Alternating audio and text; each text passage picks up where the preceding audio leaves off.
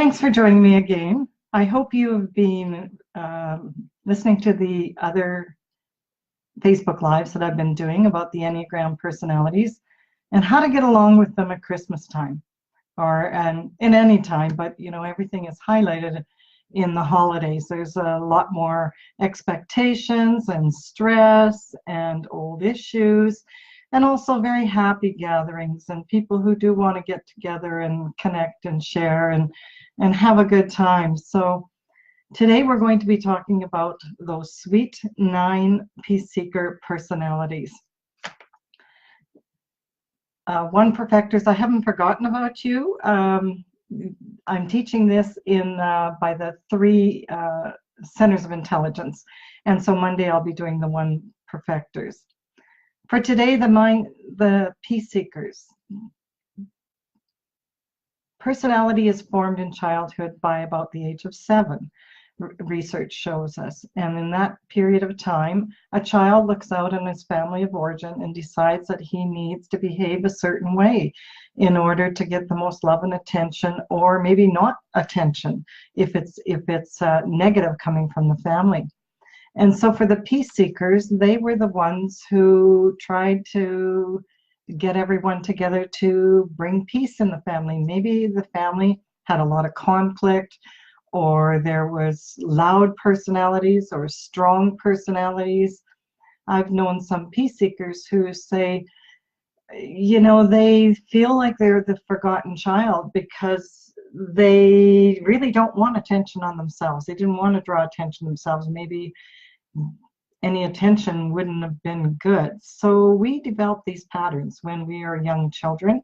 We form a belief, and then the patterns become roles, and the roles become personalities, and the personality becomes how we identify ourselves as who we are.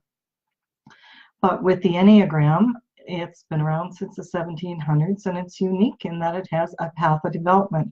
It really shows you the way out of the trap of that saying that people say, well, this is just who I am. It's not just who we are, it's how we've developed to be. And the cool thing about the Enneagram is it shows you what patterns exactly to replace for your personality, so you can lead a better, more fulfilling and happy life. And you can realize your impact on your other people. Our patterns all affect other people, both positively and negatively. And so when we're more aware of those patterns, we can manage them more effectively depending on who we are in communication with at the time. So if you are in a partner relationship, you need to understand your impact on your partner and they on you. And when that happens, you start to live a more conscious and aware and connected relationship with each of you managing your personality traits and challenges. And I'll tell you, it's a cool journey. I never knew for myself some of my patterns that were sabotaging me. As a 2 supporter, I wanted to help everyone. I didn't know that I could be intrusive. I didn't know that I was doing that because I had a need to be needed.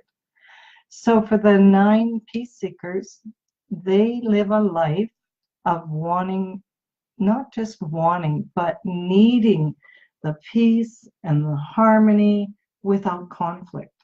And so they do everything they can to avoid any sort of conflict.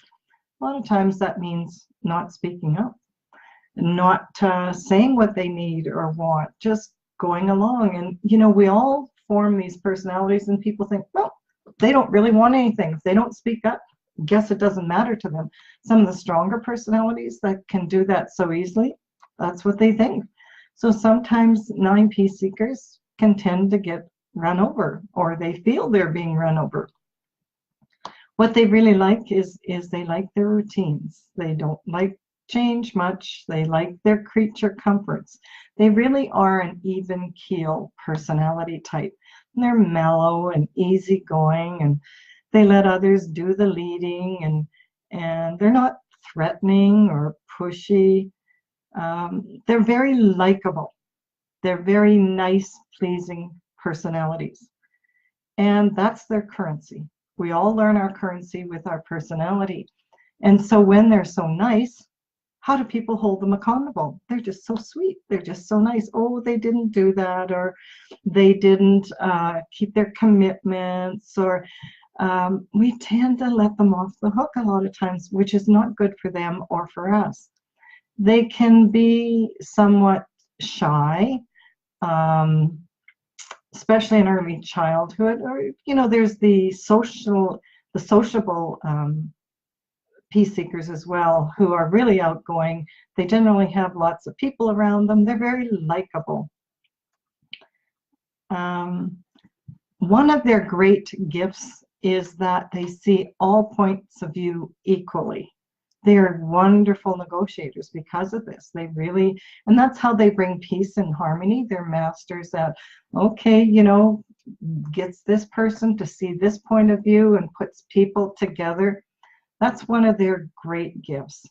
The challenge of that is they often have difficulty then making decisions for themselves. So if there's other 8 personalities whose perspective is valid, how do I find out or figure out for myself what's most valid for me? And so that's where some of the, the difficulty in making decisions for themselves, procrastination, comes into that. Setting priorities for themselves or boundaries is very challenging for them, because if they do speak up, might cause conflict. Someone else might not like that. And because that's so uncomfortable for them, they tend to avoid it. But here's the thing. Avoiding conflict actually causes conflict, because other people get very frustrated when you're not giving them feedback, when you're not responding to them, when you sort of 9s can tend to sort of disappear, and other people in their lives are, for me personally, with a long-term 35-year marriage with a 9 peace seeker, it was like, give me some energy, like give me something so that I can connect to you. But it's sometimes they are sort of, there's like a glass wall between them, especially if you have high expectations and you're wanting something like I did. I wanted a close connected relationship. So they can tend to be sort of laid back, they're undemanding. They are the personality types that say, okay, you want to go out for dinner? Where do you want to go? Doesn't really matter to me. I don't really care. And so you may make plans. Okay, great, I'll go make plans. And you might get even to the restaurant or going to the restaurant or whatever. And all of a sudden, your 9 peace seeker doesn't show up, or all of a sudden says, well, I really don't want to go there. And you're going, but I asked you. See, the thing about 9s is they often they don't know what they want. They just know what they don't want. So that's another way of helping them out with their decisions is, so what do you don't want? Let's figure that out. They are very centered. They're very wise. They're great listeners. They're sensitive. They're warm and sweet. They're very accepting, generally, non-judgmental, and they want to make others feel comfortable and safe. They, and again, there's the opposite of that is when you're just going along with other people and you're merging with them, you're not going to get your own needs met. And that's the frustration for the 9s with themselves, even, is like, I'm not getting anything of what I want. But in order to do that, you need to participate and speak up and learn those skills of doing that. And learning them, when you learn that skill, you can speak up. And it can be without aggression, which can change everything. Sometimes 9s are known as being very stubborn and passive aggressive. When they're not getting their needs met, they can shut down and shut people out. And that's the passive aggressiveness part of them. And they often feel that other people take advantage of them. But no one can take advantage of you unless you're allowing it.